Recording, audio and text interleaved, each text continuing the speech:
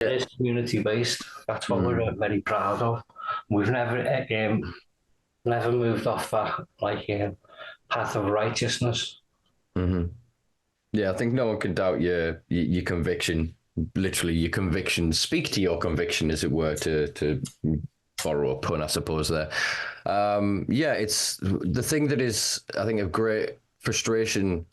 Or one of the great frustrations to yourself and to many others that have known your story and watching the space is the hypocrisy by which you are so heavily targeted and vilified for a model and a system that you have been, as you say, adapting and adopting for 2 decades, when people all over the country are now starting to get away with opening up different premises, different things. Granted, most of these are under the auspice of or understood to be medicinal spaces. But yeah, that hypocrisy is really a mark of shame on, I would say, the city of Liverpool, that rather than, as you say, celebrating community, local culture and giving people an opportunity by being so heavy-handed with its prohibition of the chilling rooms and its policing of you and your activities, it's denied that community the opportunity to, like you say, organically, naturally evolve as it has. You kind of molded it into in the chilling rooms with the music, with the layout, with all of the little intricacies that went into creating that social space. And I think now more than ever, you deserve the opportunity to open that and to have that. If others can do the same, then it should be allowed for yourself. I can't see any other reason why you shouldn't be. Let's get the licenses in place, what we need, then get us all so we can just go and open the chilling rooms. We're ready to go. I mean, open in 48 hours. I mean, yeah, the structure of the chilling rooms could open. The problem is, as you say, is the licensing. The licensings are the biggest impediment, and as previous guests can attest to, point people towards obviously Kevin Jones' recent episode, which I think will be last week's in the order I'm recording this.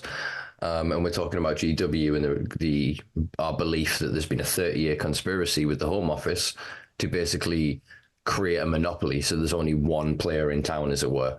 They've obviously in the past few years allowed other licenses to come onto operation and for their products to be distributed.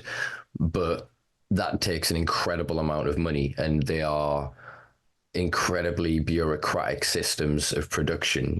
They are greenhouses that are guarded. They've got surveillance, security. They've then got to be up to X code. They've then got to be up to EU GMP, etc. And I think that looking at the state of play, it's like Chillin Rooms is almost phase 6 and they're on like phase 1.5. I think that's the way that they see it. And so they're allowing like vape spaces and like bring your own prescription spaces and that kind of thing at the minute. But yeah, they're really limiting on kind of what can be done there. I mean, obviously you're a week out of being incarcerated. I'm not asking like what's your plans with XYZ here. I'm just sort of I guess postulating on kind of what is happening around the UK. So I suppose you do have quite a lot of options in terms of the chilling room could become, I guess, quite like a prescription consumption space, like in a sign-up space, and work with sort of clinics and providers like in that sort of sense. But you bring up Germany. I think Malta is a much better version in terms of their social clubs, and they're not medical, they're recreational. Whereas Germany's is 3 plants per household per year. So you couldn't do like 3 plants, then another plant. You couldn't have 3 plants and then some cuttings. It's a very hyper restrictive model. And for most of the people I speak to in Germany, it's falling apart along and as fast as the German coalition government right now.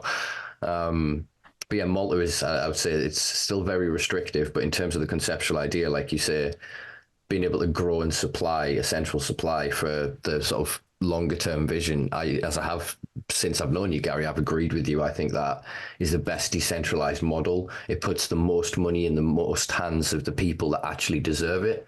And what will we all do? We'll pay taxes. We won't need any special tax on us because our potholes will be filled. Post offices will be kept open. The schools will be financed because all the money will stay in the pots. It won't be getting siphoned off by gangsters. It'll be used right for the community, all of it.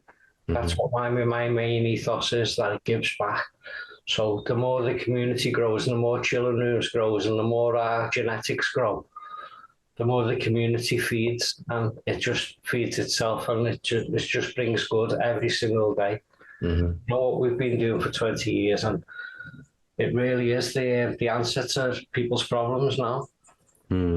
It's interesting. So, other than the like home grow supply aspect of it, you're starting to see through trial and error in other regions around the world, people coming to basically a very similar model, which again, as you say, then speaks of the, I mean, you figured this out quite early on at a time when most of the world was still in prohibition. I'm thinking most of the world still is under prohibition. But they've like had these huge commercial access points and, you know, companies worth billions and companies on the stock markets, yet there's still just small bits of home trade. Whereas again, what you're on about here of legitimizing everyone's capability to just cultivate a crop. It's no different than if you and I had a load of land between us and we went, oh, we're gonna grow a shitload of corn, and then as long as we've got somewhere to sell the corn, we can sell the corn. Yeah, do you know what I mean? That's what it should be, as simple as. Yeah, the clientele you will be plugging into you will be want to know what you've watered it with, what you fed it with, and how long it was cured for, and you know they'll actually, because your reputation will go before you, and your product will be on the market literally seconds, because we know how much you've got 4 times a year, which you're harvesting. So your medicine will be like, you know, your reputation will go before you. So we'll make the home growers, you know, and the growers who are like specialists, who get the right flower out there and the right genetics and grow it to its ability. And then everyone will be able to like rate the bud and that. So like every piece of bud will be grown with love and cured, cared for and manicured and, you know, handled with care. So when the product reaches you, you couldn't get better. Well, exactly that. At the minute, it's a race to kind of the bottom of margins and the most profitability, while still having enough to you know, make the money back from the product actually being just good enough. Whereas, as you say, this kind of decentralized model, the incentive is, yes, you can make money, but it's also about rewarding the people that care the most. Yes. And the cannabis nerd growers that we love here on the fucking Simpa Life, that really just spend a lifetime learning and delving into the plant and, as you say, loving and caring for it, and as an expression and extension of themselves, almost like an artist wants to share their work with the world. Yeah, so it'll be the highest standards. All the growers will be up to the highest standards.